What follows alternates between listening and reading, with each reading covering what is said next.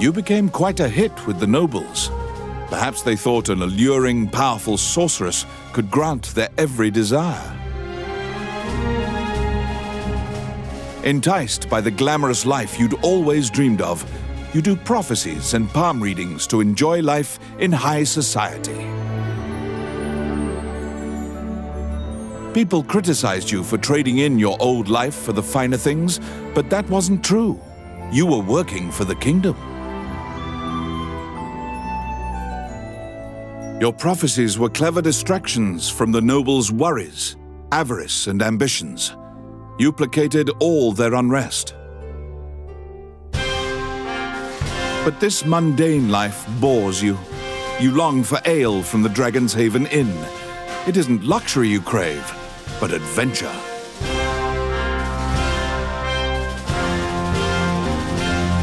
Among historians, there is a lot of doubt about what you truly accomplished, likely because you never spoke of it yourself. Only when Hydaelyn's official records of the hero who defeated the ancient dragon were published did your deeds come to light.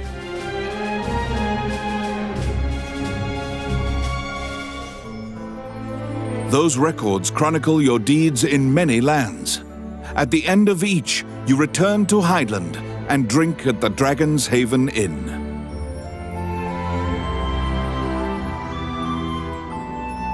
The tales patrons claim you told of the land in the sky or the One Ring become oral tradition passed on for generations.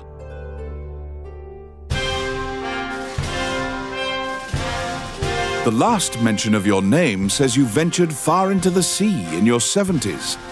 But even after half a century, some still wait.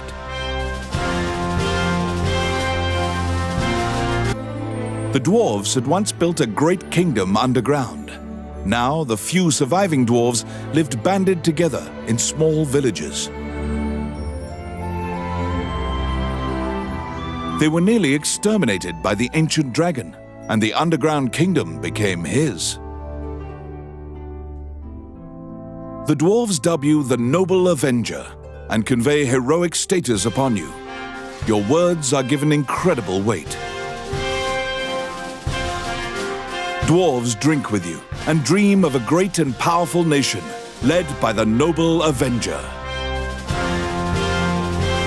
Their hopes are rightly placed, as you will eventually lead them to glory, your name echoing throughout the halls of time.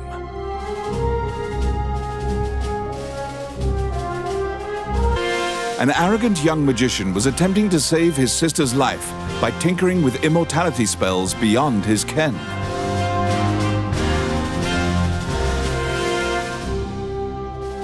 Worry became elation as you saw your sister drift into a deep sleep, obviously free of the pain that plagued her every moment. Sadly, your joy was fleeting. She neither breathed nor woke again. Your spell left her in limbo, neither alive nor dead. Your journey was a quest to save her from your foolish actions. You traveled the world before ending up at Hydaelyn. Now you return as a great magician to fix your error. You distilled the ancient dragon blood to create the elixir.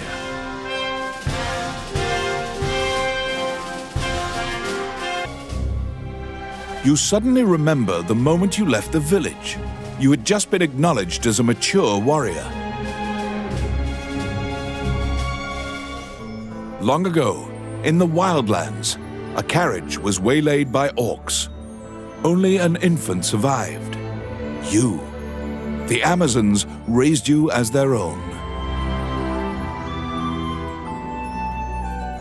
You came to Hydaelyn to discover your roots, but you had given up by the time the Dragon's Crown incident occurred. While the citizens grant you a hero's welcome, an elderly noble couple look at you in stunned surprise. They will soon realize that you have the same eyes as their son, who died years ago in a remote land.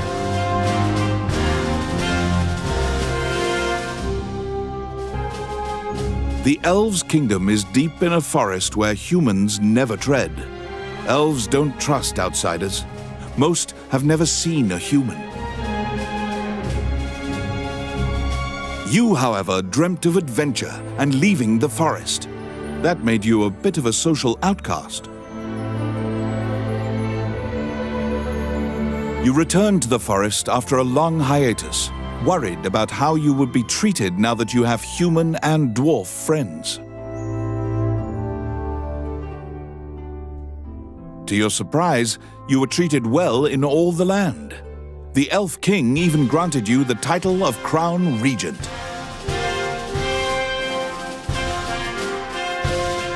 He's relieved, because elves had foretold of the ancient dragon's revival. But laws dictated the king must fight it.